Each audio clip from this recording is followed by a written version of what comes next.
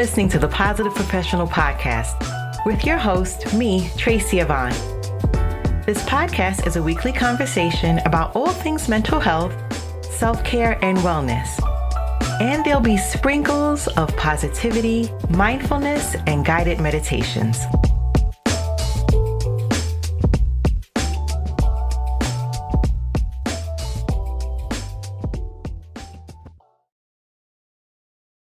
Have you heard of Verbal? Verbal is an audio streaming destination for all types of audio creators like myself, and anyone that loves listening to audio. Verbal supports audio creators through their station model and helps listeners connect to meaningful content to listen to. And a few other things that makes Verbal special is the unique creator tools such as snippets and playlists, better discovery, streaming, it's free, and users can start monetizing right away by joining the Ambassador program or with only 1,000 station listens a month. I'm proud to say that I'm a Verbal Ambassador, a chosen thought leader in the category of mental health. And you can learn more as well as check out my podcast station and my curated mental health playlist at www.verbal.com. That's www.verbl.com.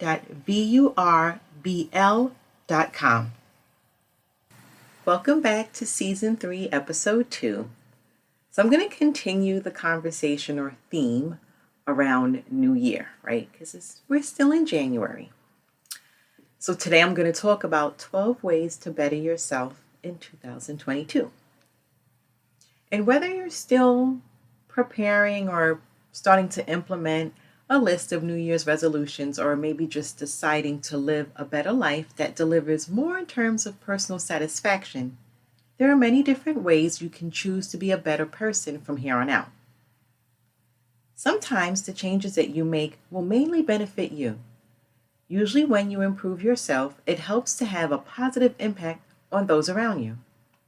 And there are some areas in your life you probably know that you can improve on. For example, if you're constantly struggling with debt, then you already know that you need to fix your finances. However, sometimes you don't even know that you need help in other areas of your life. But once you start making small changes to improve your life as a whole, you suddenly realize that it was necessary for your mental and physical well-being. And not all things are tangible in nature. For example, when you go to the bank and are able to withdraw more cash, that's something that you can prove to yourself at any time. Other changes are mental or spiritual in nature. And you may learn how to appreciate the little things in life more, but it will be harder for you to recognize if you're doing that because there's no physical reflection of that self-improvement. Instead, you'll have to periodically analyze how you're feeling compared to what you felt before when you're making these changes. And you'll probably notice that your stress level decreases, that you sleep better at night, and that those around you are happier. So it's important to learn the art of appreciation. If you look around you on social media throughout the day, you may see people complaining about the littlest of things. And it could be how hot or cold their fast food was, or the fact that it took 2 minutes longer than it should have, to the tone of someone's voice or another minor inconvenience that they faced with that day. It may sound like no big deal, but it was important enough for them to go out of their way to post it and share with others. And this often riles up other individuals and gets them to share their own feelings about things that have irritated them that day. Meanwhile, there are people reading these same posts who are going through serious issues at home. And more importantly, we're all still dealing with the pandemic. Many are being forced to come to work even when they're sick. So if you want to be a better person, you need to start appreciating what you have to do in life, rather than focusing on what you don't or what's gone wrong. And yes, it is okay to experience feelings of frustration once in a while. But if your entire day is built around feelings of irritability, then you have some changes to make. And you can practice starting and ending the day with a focus on what you're grateful for. You can either think these thoughts or journal them. And you can even discuss it with a family member or a friend if you'd like. And this helps to spread feelings of positivity to others. And after doing this for a while, you'll begin to feel a little lighter and more easygoing, rather than having to work hard to feel appreciative. Next is to change how you speak to yourself and others. And have you ever noticed that you tend to beat yourself up? Not physically, but mentally and verbally. Like the words that come out of your mouth or reside in your head that are negative. And you may be the kind of person that could be your own worst enemy. If you want to better yourself in the coming months and years, you have to learn how to be kind to yourself. Be more forgiving when you make an error. And it's okay to lift yourself up, rather than tearing yourself down in the moments when you need the most support. And it's not just how you talk to yourself either. You need to take stock of how you talk to others. And whether it's a string of words coming out of your mouth or the tone with which you say them, if you are a negative influence in the life of other people, you need to turn that around immediately. And there are many people who excuse this type of behavior by saying that they've had a bad day or that they're under a lot of stress. So their words and tone of voice are those which tend to take it out on other people. And this includes their spouse or partners, co-workers, children, and others. Begin to practice how you respond in moments when you're stressed. Now, you might want to start by taking a deep breath before you begin to speak so that you have a few seconds to formulate your thoughts and make sure that they're not mean-spirited. Always consider what the other person will be seeing and hearing when you speak to them. And if you need to, step away from the interaction and return only when you are capable of engaging with them in a polite and calm manner. You don't want to be the person that everyone is setting boundaries with because you're deemed to be so negative and hostile. And it's better if you're recognized as a calming influence. The next tip is to cultivate patience in all that you do. Now, we all know the world is very fast-paced.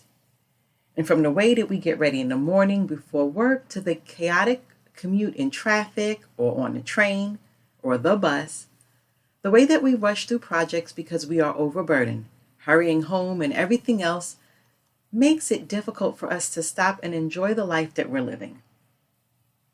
Because we're in a constant state of chaos, we often react with very little patience.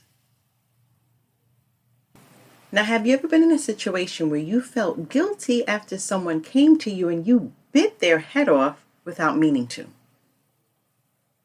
Remember, a little patience goes a long way in helping you live a more satisfying life. Instead of letting all the little things get to you, such as interruptions or mistakes, you'll be able to brush them off easily and go about your day with a happy demeanor. Now, this doesn't mean that you have to let everyone walk over you. Whenever you do encounter someone who's made a mistake, you can patiently guide them on how things should be done without engaging in like a knee-jerk reaction that sends tempers flaring and causes your blood pressure to skyrocket due to the stress involved. The next tip is to engage in ample self-care to support yourself each day. Because our lives are so hectic, you need to routinely take care of yourself from head to toe and inside out. That means you're nurturing both your physical self as well as your mental health so that you can face each day in a way that doesn't drain you or cause stress. Every person is different in terms of what self-care means to them. For some, it may mean using some money to set aside for a relaxing massage. For others, it may be as simple as taking a hot bath every night. And some may need the kind of wind-down time that allows them to veg out in front of the TV and watch a show or binge watch a few episodes on Netflix. Whatever you need most and whatever makes you feel whole again It's what you need to do each and every day. Don't put it off so that you've neglected your self-care for a month or more. You may have good intentions, but eventually do something for yourself. But it needs to be frequent and routine. Now, what you can't do is expect other people to provide you self-care. For example, some people wait for someone to give them a massage or a spa basket or maybe a candle. Even if you're on a budget, you can slowly set aside some money so that you have enough to do something small and generous for yourself. Self-care includes everything from fueling your body correctly to getting good sleep, and making sure that you exercise and protecting your mental state.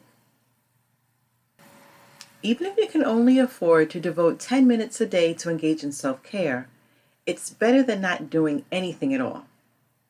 Even sitting down to relax and closing your eyes for a few moments of inner peace is a form of self-care. Next, we have stop allowing yourself to make excuses. Shame is a feeling that no one wants to experience. And some people were raised in an environment where they suffered shame at the hands of their parents or teachers. So as adults, they try to avoid this feeling whenever possible. However, you know when you're not doing everything that you're supposed to do. And even when we know the truth, we begin to make excuses about why we didn't get something crossed off of our to-do list. We may be telling other people, or we may be silently making excuses in our head so that we allow ourselves to get away with more. Instead of making excuses, take away the shame that you feel for things that you may not have achieved and be proactive in making sure that you get everything done that you want to accomplish each day. That starts with protecting your schedule so you aren't overburdening yourself.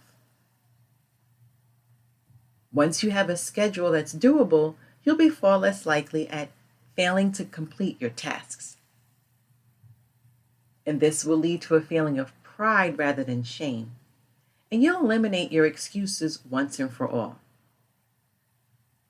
If, however, your schedule is doable, yet you might have slacked off or been a little lazy, you'll need to learn how to stop making excuses and instead admit your faults so that you can fix them. Figure out why things aren't getting done. It may just be an issue of time, but it also may be lack of knowledge, disinterest, interruptions, or something else. Until you're honest about the situation, you won't be able to fix it. Next tip is to start treating your body the way it deserves to be treated. Think about how old you are right now. Your body has gone through all of these years, whether you're 20 or 80. And you may have overcome health issues or at least been able to tolerate them at this point. You need to be thankful each and every day for the body that you have. No matter what its flaws are in this moment, it's supporting you the best way that it can. But this is a two-way street. You have to support it right back.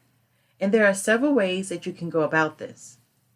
These will help you improve many areas of your life. The three major things that can help you to take care of your body are sleep, nutrition, and exercise. But besides those top 3 lifestyle changes, you also want to do things such as ensuring that you don't let stress spiral out of control, visiting the doctor annually for preventative measures, and watching for changes in terms of your skin, mobility, and other things. If you work from home or in a job where you sit for long periods of time, make sure that you allow your body to get the activity that it needs so it can support you on a daily basis. The longer you sit stagnant, the less it will be able to do when you call upon it to support you in the near future. So in the next segment, I'm going to share some more tips. Today's episode is brought to you by Ivy Elite Training. Are you looking for low-cost professional development workshops, topics like emotional intelligence, diversity and inclusion, and more? Then visit www.ivyelitetraining.com. That's www.ivyelitetraining.com. www.ivyelitetraining.com.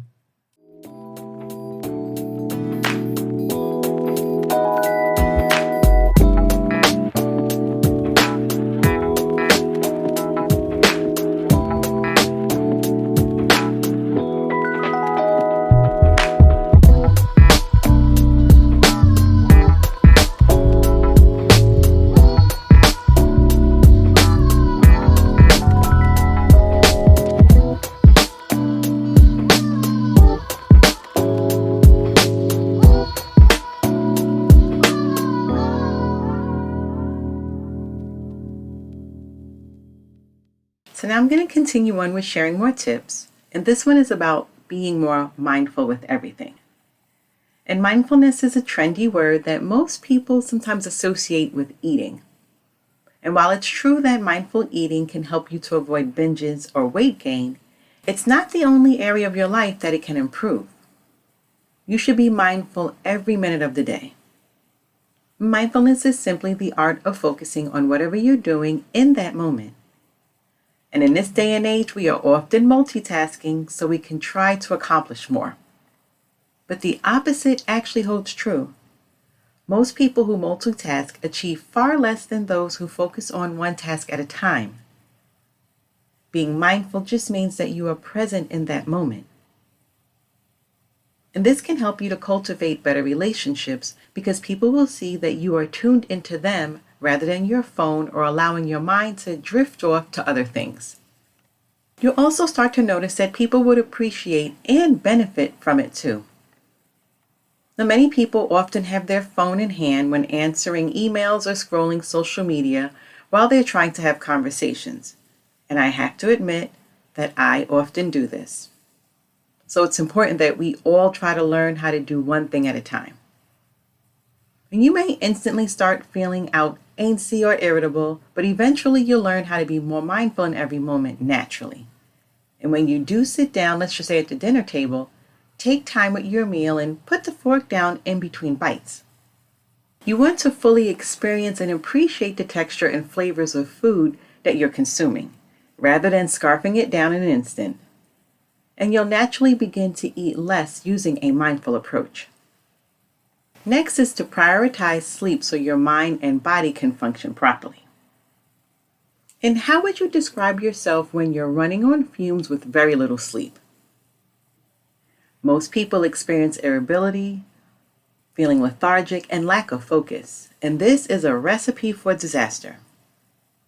You don't want to go through your day feeling as if you're unwinding at every turn. You should feel energetic and positive and capable of handling anything at any time. You want to make sure that you're getting a minimum of 7 hours of sleep each night. And what you can do is track how much sleep you actually do get, including interruptions throughout the night. Then do things that you can achieve better sleeping quality. And that may start by having a consistent bedtime and waking time. So let's say, for example, instead of going to bed at 10 p.m. some nights and 1 a.m. other nights, go to bed at the same time and wake up at the same time so your body begins to get in a rhythm. You also want to make sure that the quality of your sleep environment is good. Make sure that you have the temperature set a little lower when you go to bed so that your body can fall asleep easier. If you need white noise, you can get a fan or a white noise machine to block out sounds that can wake you up through the night. Make sure that your bedding is soft and comfortable, that your mattress is the correct firmness, and that your pillows support your neck and upper back. If all else fails, contact your doctor for a sleep study so that they can check to see if you're experiencing anything like sleep apnea or other issues that are keeping you awake. It may be a simple fix that delivers massive relief for your physical and mental health.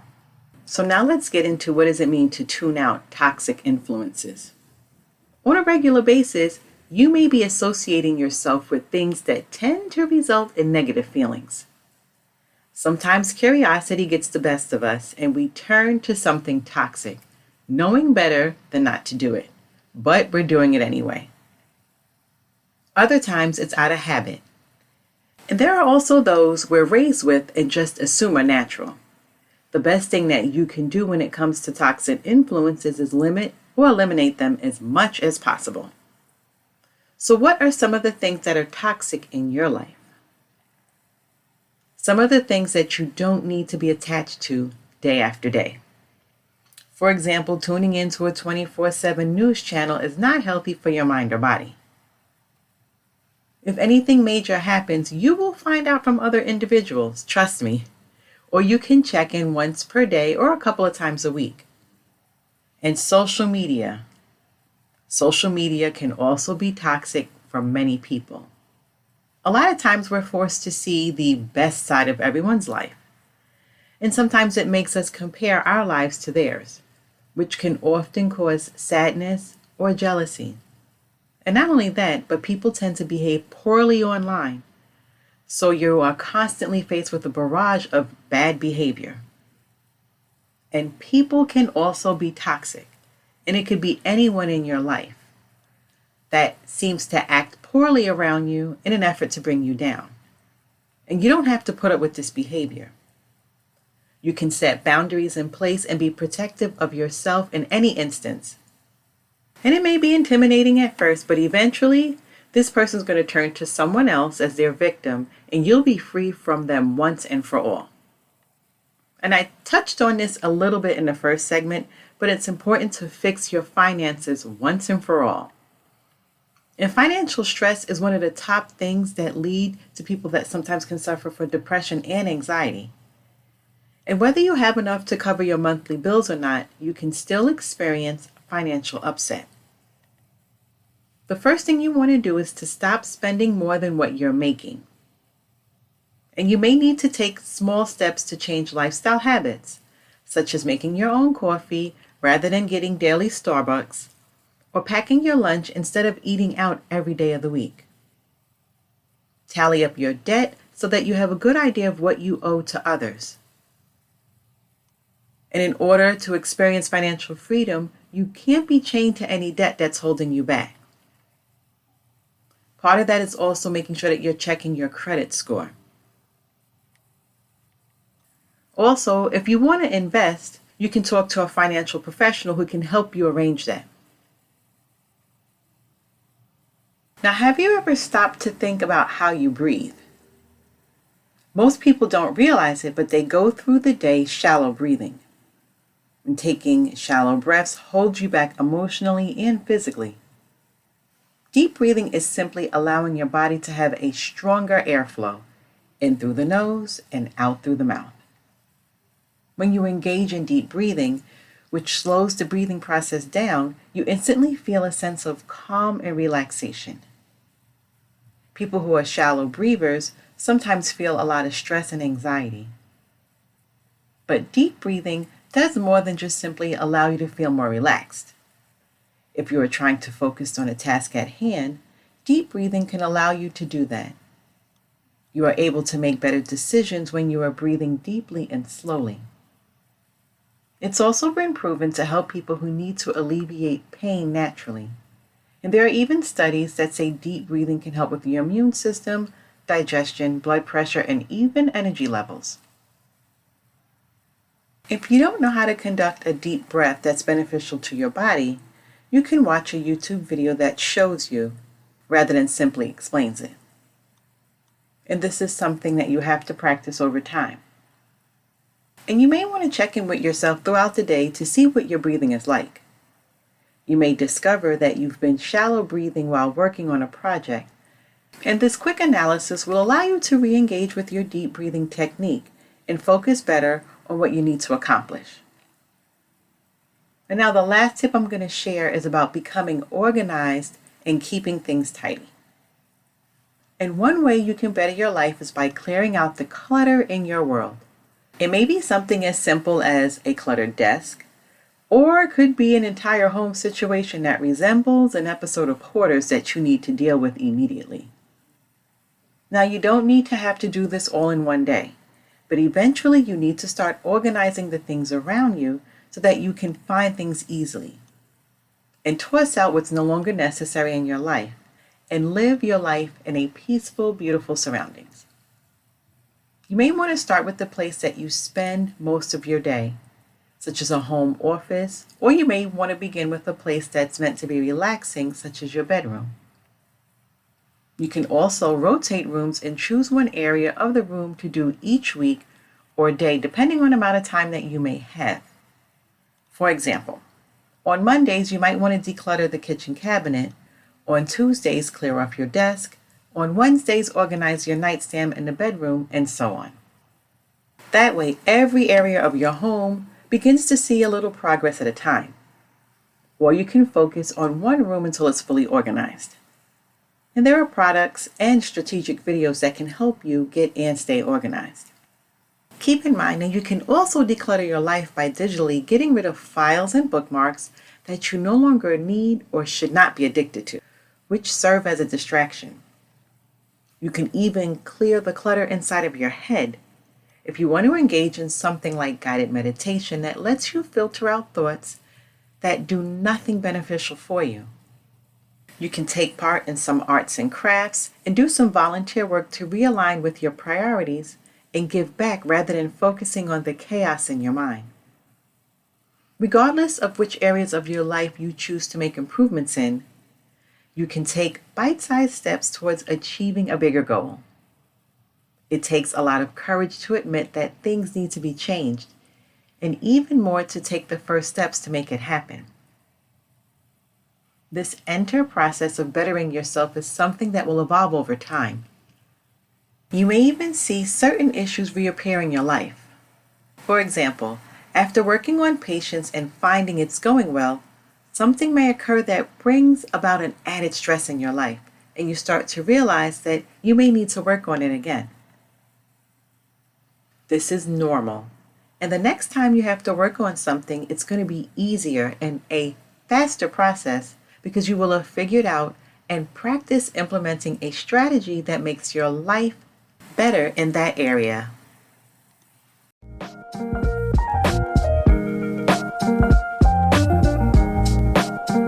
Thanks for listening and supporting this podcast. And make sure you're clicking the like and subscribe button.